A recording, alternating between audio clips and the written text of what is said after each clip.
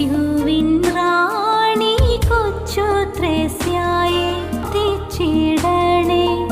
യേശുവിൻ റാണി കൊച്ചു ത്രേസ്യായെ ഞങ്ങൾക്കായെന്നും പ്രാർത്ഥിച്ചിടണേ. തന്നെ തന്നെ പരിത്യജിച്ചുകൊണ്ട് അനുദിനം ഈശോയെ എങ്ങനെ പിഞ്ചെല്ലാം എന്നതിന് ആധുനിക തലമുറയ്ക്ക് ഒരു പാഠപുസ്തകമാണ് നമ്മുടെ വിദ്യാലയത്തിൻ്റെ സ്വർഗീയ പ്രാർത്ഥനാ നാളമായ വിശുദ്ധ ചെറുപുഷ്പം.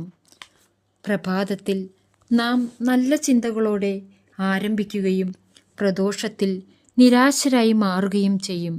കാരണം നാം ചെയ്യണമെന്നാഗ്രഹിച്ച കാര്യങ്ങളൊന്നുമായിരിക്കില്ല നാം ചെയ്തത്. ഇതുപോലെ വീഴ്ചകളിലൂടെ തന്നെയായിരുന്നു വിശുദ്ധ കൊച്ചു ത്രേസ്യയും വിശുദ്ധ ജീവിതം നയിച്ച് വിശുദ്ധിയിലേക്ക് പിച്ചവെച്ചത്. ഒരു കൊച്ചു കുഞ്ഞിനെ പോലെ വീണും വീണ്ടും എണീറ്റും അവൾ സ്വർഗപിതാവിൻ്റെ അടുക്കലെത്തിയത് പ്രാർത്ഥനയുടെ പടവുകളിലൂടെയാണ്. മറിയം വഴി യേശുവിലേക്ക് വളരുക എന്നതായിരുന്നു അവളുടെ നയം.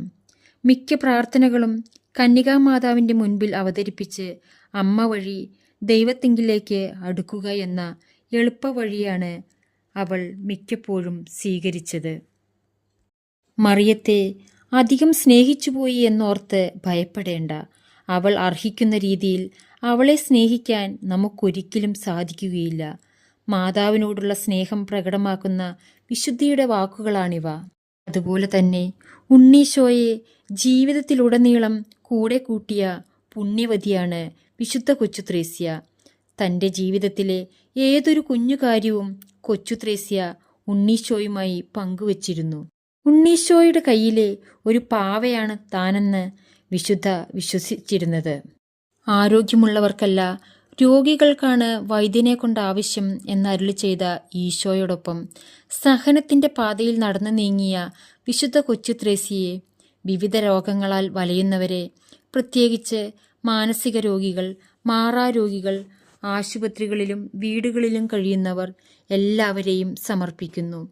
എല്ലാ വേദനകളും ആകുലതകളും ആത്മാവിനും ശരീരത്തിനും ഉപകരിക്കത്തക്ക വിധം ക്ഷമയോടും സന്തോഷത്തോടും ദൈവതിരുസന്നിധിയിൽ സമർപ്പിച്ച വിശുദ്ധ ചെറുപുഷ്പത്തെ പോലെ ശാന്തമായി സ്വീകരിക്കാനും ആത്മാവിൻ്റെ വരങ്ങൾ നൽകി അനുഗ്രഹിക്കണമേ. കർത്താവിൻ്റെ കാരുണ്യമാണ് നമ്മുടെ സൗഖ്യത്തിൻ്റെ അടിസ്ഥാനം. ആ വിശ്വാസമാണ് രോഗിയെ സുഖമാക്കുന്നത്.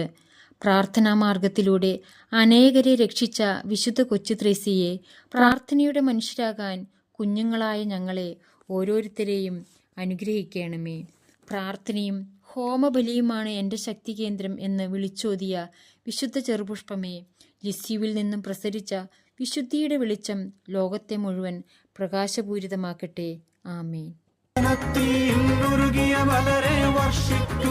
പുഷ്പങ്ങൾ ഭൂമിൽ സ്വർഗം പണിയാനടിയനു വരമേകുക നാഥേ.